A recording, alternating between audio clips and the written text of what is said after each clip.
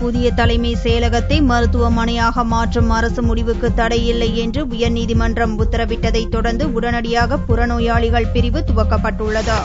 சென்னை ஓமாந்தூரார் அரசினர் தோட்டத்தில் கடந்த திமுக ஆட்சியின் போது 800 கோடி ரூபாய்க்கும் மேலான செலவில் புதிய தலைமை செயலகம் கட்டப்பட்டது.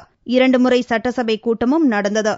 இந்நிலையில் ஆட்சி மாற்றம் ஏற்பட்டு அதிமுக அரசு பதவியேற்றதும் தலைமை செயலக செயல்பாடுகள் ஜார்ஜ் கோட்டையிலேயே தொடரும் என்றும் புதிய தலைமை செயலக கட்டிடத்தை பல்நோக்கு அரசு மருத்துவமனையாக மாற்ற முடிவு எடுக்கப்பட்டுள்ளதாகவும் அறிவித்தது. இதை எதிர்த்து திமுக சார்பிலும் மேலும் சிலரும் சென்னை உயர்நீதிமன்றத்தில் வழக்கு தொடர்ந்தனர். இவ்வழக்கை விசாரித்த உயர்நீதிமன்றம் புதிய தலைமை செயலகத்தை மருத்துவமனையாக மாற்ற அரசு எடுத்த முடிவு செல்லும் என்று உத்தரவிட்டது. இந்நிலையில் புதிய தலைமை செயலகத்தை மருத்துவமனையாக மாற்றும் பணிகள் துரிதமாக நடந்தன.